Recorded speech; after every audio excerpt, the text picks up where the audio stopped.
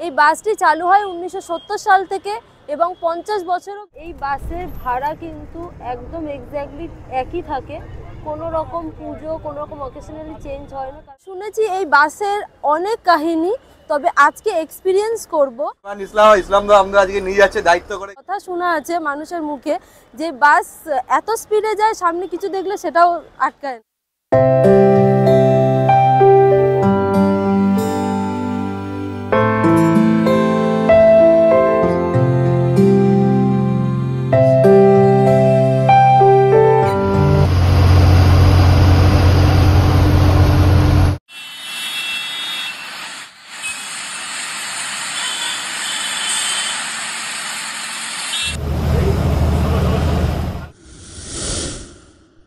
Welcome back to YouTube channel, welcome back to our new another blog. তো আজকে আমরা আবার চলে এসেছি একটা নতুন ভিডিও নিয়ে। জানি অনেক দিন আমাদের চ্যানেলে কোনো রকম ভিডিও আসছে না, তার জন্য আমরা খুবই দুঃখিত, কারণ কিছু গুরুত্বপূর্ণ ব্যক্তিগত কারণের জন্য আমরা বেশ কিছুদিন ভিডিও আপলোড করতে পারিনি। তবে হ্যাঁ, কথা দিচ্ছি এবারে আমরা ব্যাক টু ব্যাক আবার আগের মতন ভিডিও দেব। তবে প্রমিস করছি যে এবার থেকে আমাদের আগের মতো রেগুলার ভিডিও আসবে। আর কি সমস্যা, কি বৃত্তান্ত, সব কিছু আমি তোমাদের সাথে শেয়ার করব আস্তে আস্তে ভিডিওর দ্বারা। কথা শোনা আছে মানুষের মুখে যে বাস এত স্পিডে যায়, সামনে কিছু দেখলে সেটাও আটকায় না। তো সেটা আজকে আমরা সেটাই পরীক্ষা দেখব। আজকে আমরা কতটা কমফোর্টেবলি, কতটা সেফলি আমরা কিভাবে কলকাতা থেকে শিলিগুড়ি পৌঁছাই। এছাড়াও এই বাসের জার্নিটা কতটা আরামদায়ক, কতটা কি না, কীরকম সিট, কীরকম যাত্রা, ঠিক কটার সময় গিয়ে আমরা শিলিগুড়িতে পৌঁছাই, সমস্ত ডিটেলস আমি এই ভিডিওতে আপনাদের সাথে শেয়ার করব। তো সম্পূর্ণ ভিডিওটা স্কিপ করবে না, পুরো সম্পূর্ণ ভিডিওটা দেখার অনুরোধ রইল। আর যদি মধ্যবিত্তের এই বাস জার্নি আপনাদের ভালো লেগে থাকে তাহলে অবশ্যই একটা লাইক করে দেবেন এবং চ্যানেলটাকে সাবস্ক্রাইব করবেন। আজ হলো 26 জানুয়ারি, 76 প্রজাতন্ত্র দিবস। আজকে সবাই যেখানে কলকাতায় প্রজাতন্ত্র দিবস পালন করছে, নিজেদের মতো আনন্দ করছে, আমরা আমাদের আনন্দটা করতে যাচ্ছি পাহাড়ে। আজকে আমরা যাচ্ছি এনবিএসটিসি গভর্নমেন্ট বাস রকেট বাসে। তো শুনেছি এই বাসের অনেক কাহিনী, তবে আজকে এক্সপিরিয়েন্স করব। পাহাড়ে যাওয়া সব থেকে সস্তা এবং সহজ উপায় হলো ট্রেন। নর্থ বেঙ্গলের ট্রেনের টিকিট পাওয়া মানে লটারির টিকিট কাটার সমান। হঠাৎ যদি আপনারাও আমাদের মতো প্ল্যান করেন আর টিকিট না পান ট্রেনের, তাহলে সব থেকে সহজ উপায় হলো বাস। সেই জন্য ছোটবেলা থেকে অনেক শুনে আসা এই এনবিএসটিসির রকেট বাসে আজকে আমরা জার্নি করব। আর আমরা এখন আছি ধর্মতলার L20 বাস স্ট্যান্ডে।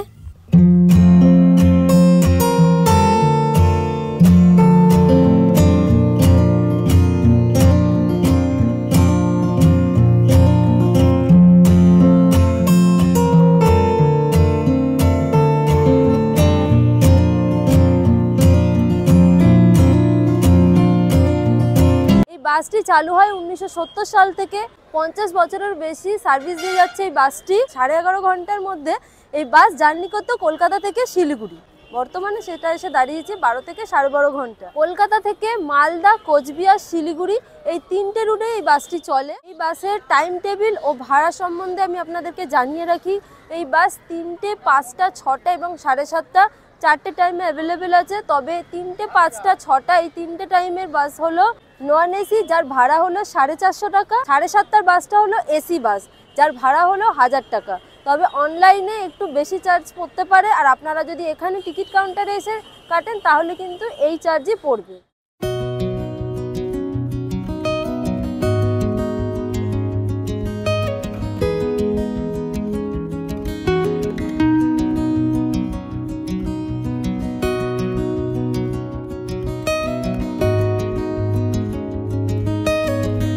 এটি হলো এই বাসের সিট, যা বসার পর আমার কাছে বেশ কমফোর্টেবল লেগেছে। আমার মনে হয় এর থেকে বেটার সিট 450 টাকা আর কোথাও পাবেন না। আর সিটের ঠিক ওপরেই সেলফ করা রয়েছে দু সাইডে লাগেজ রাখার জন্য। সিটের হ্যান্ডেলটাকে আপনি টুইস্ট করতে পারবেন, এর সাথে সাথে আপনি সিটটাকে অ্যাডজাস্ট করতেও পারবেন। এছাড়াও রয়েছে একটি ফোন রাখার স্ট্যান্ড, এটা জলের বোতল রাখার এবং একটি হ্যান্ডেল, আর এই হলো পা রাখার পাদানি। এখন 5টা বাজে, বাস কিন্তু ছেড়ে দিল।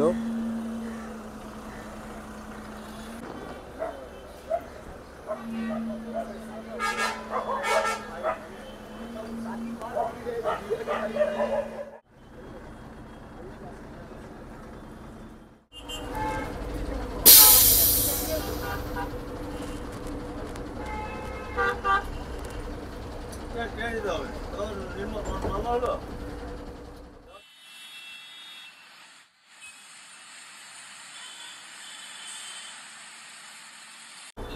দাদা কিন্তু আজ আমাদের নিয়ে যাচ্ছে 5টার বাসে।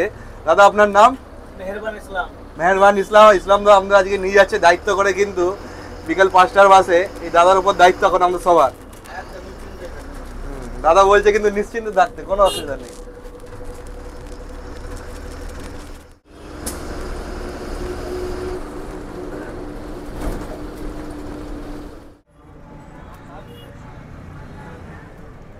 আর একটা খুব ইম্পর্টেন্ট জিনিস যেটা আমাদের বলা হয়নি, এই বাসের ভাড়া কিন্তু একদম এক্স্যাক্টলি একই থাকে, কোনো রকম পুজো কোনো রকম অকেশনালি চেঞ্জ হয় না, কারণ এটা গভর্নমেন্ট বাস। এই বাসের সব থেকে ভালো দিক এটা, যেমন শ্যামলী পরিবহন ও এয়ারলাইন্সের ভাড়া কিন্তু অকেশন পারপাসে মানে চেঞ্জ হয়, কখনো 3000 2000 এরকম চেঞ্জেস হয়। তো এই বাসের ভাড়া কিন্তু একদমই ওঠানামা করে না।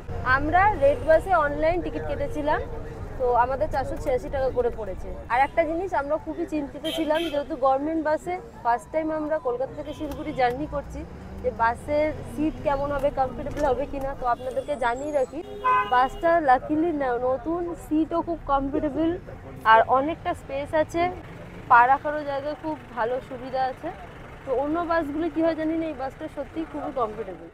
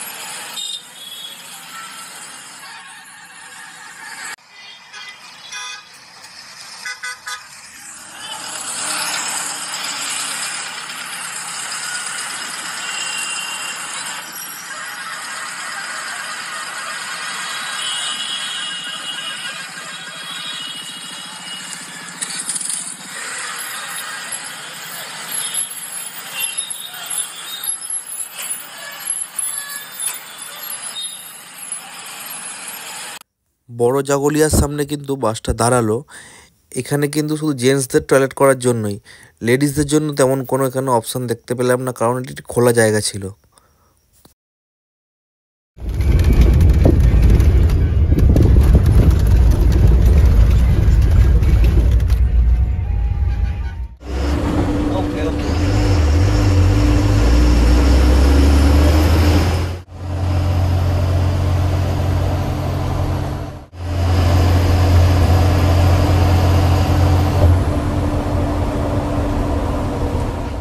এখন ঘড়িতে বাজে 8:45। আমরা এখন এসে পৌঁছালাম কৃষ্ণনগর।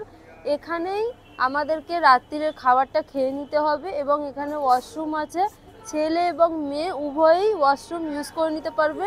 এরপরে মালদাতে একবার দাঁড়াবে, তবে আমার মনে হয় এখানেই রাত্রিরে ডিনারটা করে নেওয়াটা উচিত। আর এখানে ওয়াশরুমটা আমি ইউজ করেছি, বেশ পরিষ্কার। এরপর আবার মালদায় বাস দাঁড়াবে, তখন ওখানে করতে পারবেন। আর এতটা জার্নি করার পরে একমাত্র এই জায়গাটাই আছে যেখানে আপনারা খেতেও পারবেন এবং ওয়াশরুম ইউজ করতে পারবেন। আমাদের বাস দাঁড়িয়েছিল পান্থতীর্থর সামনে, আর এই পান্থতীর্থ হলো শঙ্কর মিষ্টান্ন ভাণ্ডারের ঠিক আগের হোটেলটা। তোমাদেরকে যদি বাসের রাইড কোয়ালিটির ব্যাপারে বলি, তাহলে বলবো বেশ ভালো। মানে নো ডাউট ভলভোর মতো অত কমফোর্ট না হলেও, সাসপেনশন অত না ভালো হলেও, তাহলেও কিন্তু বেশ ভালো। আর যে ড্রাইভার দাদা আছেন, উনি কিন্তু মারাত্মক লেভেলের গাড়ি চালাচ্ছেন, মানে ওনার হাত কিন্তু দারুণ। সত্যি কথা বলতে, যেহেতু জানুয়ারি মাসের শেষ এখন, আর এসি নেই, ওই ব্যাপারটা কিন্তু আমাদের মনে হচ্ছে না। এই হোটেলে আপনারা রাতের ডিনারের ভাত রুটি সবই পেয়ে যাবেন, আর সাথে রয়েছে কৃষ্ণনগর নদিয়ার বিখ্যাত সরপুরিয়া। আমরা এখান থেকে সরপুরিয়া ট্রাই করেছিলাম, তবে হ্যাঁ মিষ্টিটা কম ছিল, কিন্তু আমার কিন্তু দারুণ লেগেছে।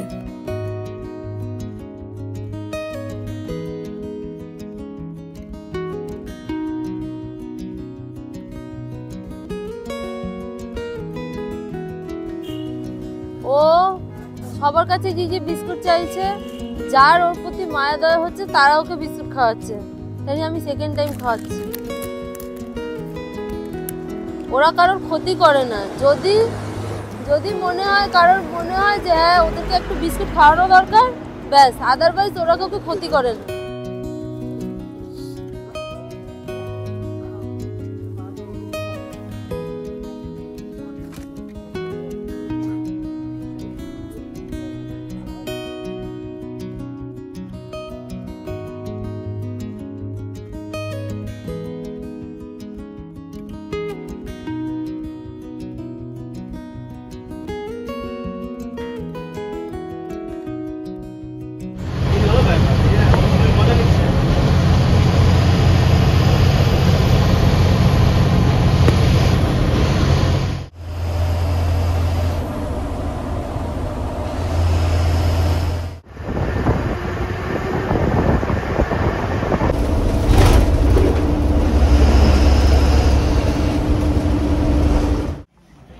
রাত 1টা বাস টয়লেট করার জন্য দাঁড়িয়েছিল।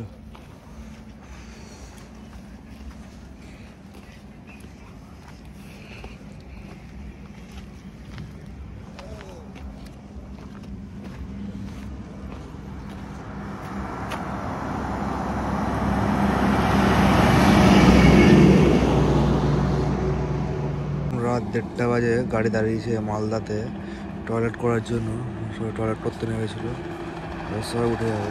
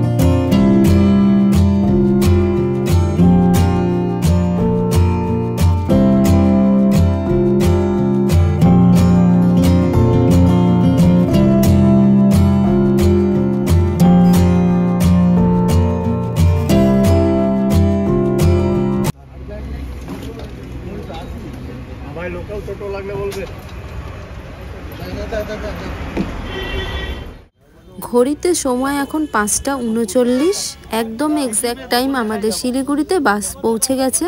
তো আমার ভিডিওটা করতে 2-4 মিনিট সময় লেগেছে, তাই 5টা 39 শো করছে। 5টা 58 বাজে, শিলিগুড়িতে 12 ডিগ্রি টেম্পারেচার।